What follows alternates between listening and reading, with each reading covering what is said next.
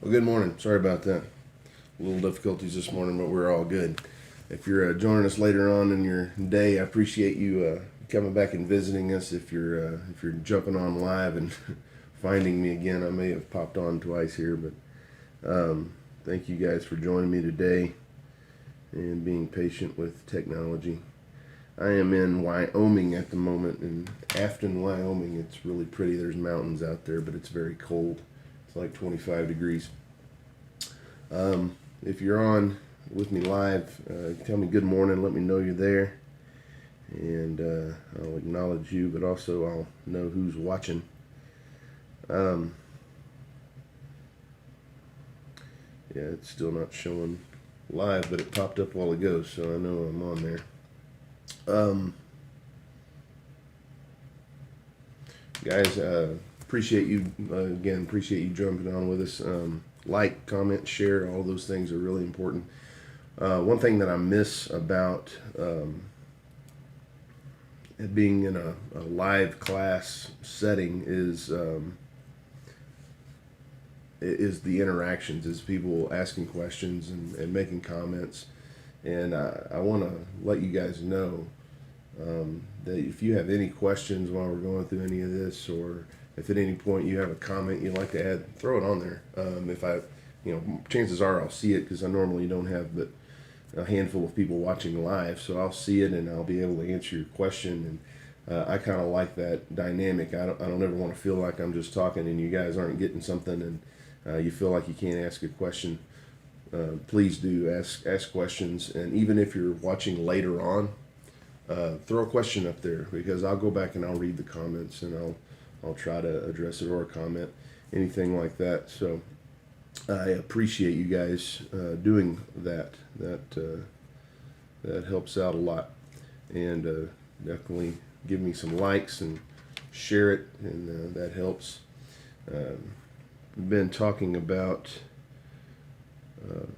Tozer book. I've been using it as a guideline to study the specific characteristics and attributes of God, and we haven't got to a whole lot of his actual divine attributes yet. There's been a lot of introductory material so far, but I wanted to, just as a matter of review, talk about some of the things that we've been discussing.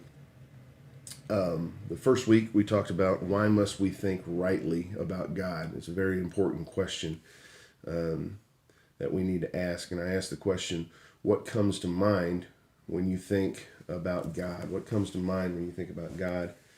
And we said that the answer to that question could very well determine your spiritual future. It's a very important question to ask because we get wrong ideas about God, and that's what we talked about in our first week of this study. Why must we think rightly about God?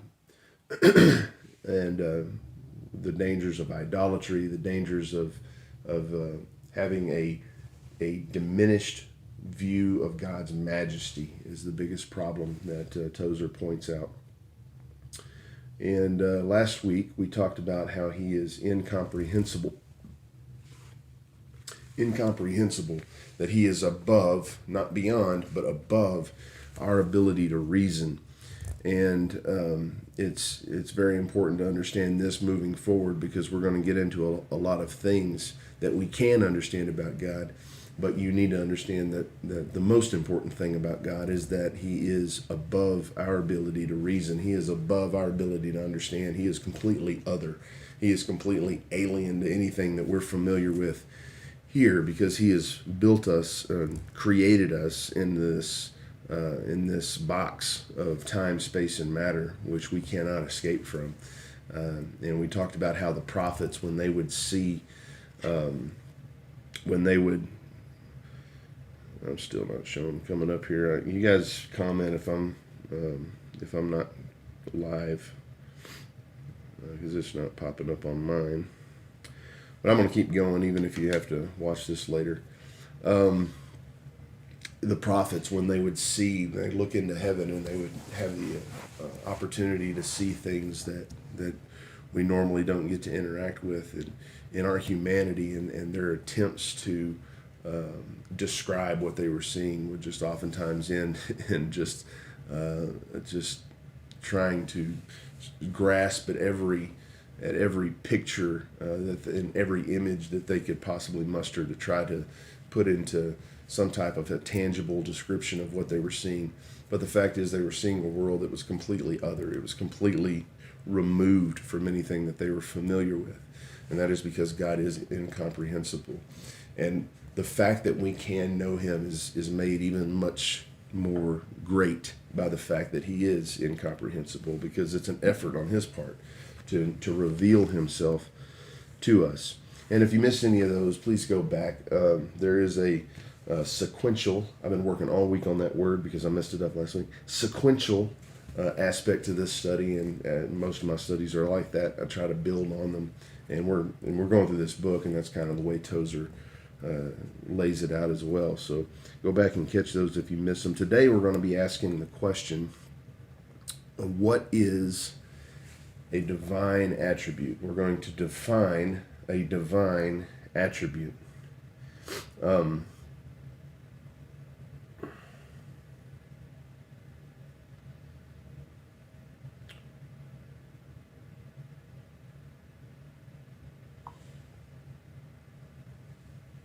Tammy's here? Okay, cool.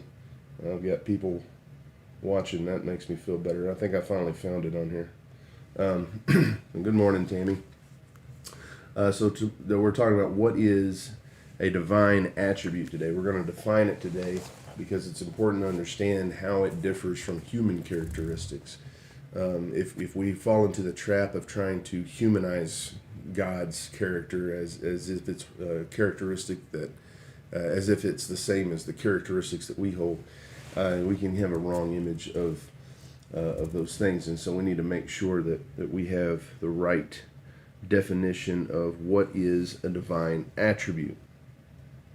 So given that God is incomprehensible, like I said, this is all sequential, and you have to kind of follow it through. Because God is incomprehensible, the only way that we can know anything about God is that he reveals them to us by himself in a way that we can grasp and we can understand.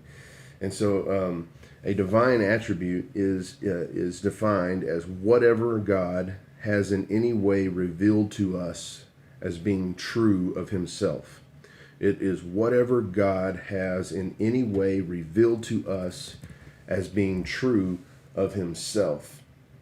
And just to make that simpler, it is something true about God. Something true about God. God has revealed much about himself to mankind. In fact, more than we could ever study in this book, or even more than we could quantify. He's constantly revealing himself to us in different ways, through different modes. And we need to understand that we're just going to take some of the key attributes that we are familiar with God's character and his divine attributes, and we're going to study those. But there's a lot that God has revealed to us about himself. In fact, God has revealed more than enough to us about himself. And we could spend a lifetime, and we should spend a lifetime seeking those things out and trying to figure out what God wants to reveal to you personally, because there might be parts of his character that he wants to reveal to you more so than another person. He wants to reveal himself to us as he wants to be known by us. And the things that God has revealed to us are not just things that are true, but there are things that we can at least understand at some level. So there's a lot, because he is incomprehensible, there's a lot we can't understand about God. But everything that he has revealed to us is stuff that we can, at least on some level, understand and relate to. And that's incredibly important to understand. Tozer said this: an attribute, as we can know it, is a mental concept, an intellectual response to God's self-revelation. It is an answer to a question, the reply God makes to our interrogations concerning himself. It's God's answer to our questions. What is God like? What kind of God is he? These are the questions that we ask and that we should ask. And more importantly, God wants us to ask. It's important for us to understand that God wants to be known by his people. He wants us to ask questions. He wants us to come to him in humility and with love and say, God, I just want to know you more. And when we ask those are questions that he will answer. And those answers are his attributes. Those answers are who he is and how he is. And he will pour himself into you if you earnestly seek after him in those ways. He wants his kids to ask questions about him. God enjoys asking these. God enjoys us asking these questions of him when we really want to know him more. So he reveals himself to us in a way and as much as we can understand and comprehend of an incomprehensible God. The problem, one of the problems with the world today is that we focus on the things that we don't know, and we completely ignore the things that we do or can or should know. And that's what causes disbelief. That's what causes this idea, well, I'm not sure there is a God because what about this? What about this? Well, we focus on the things that we don't know. It seems to be that is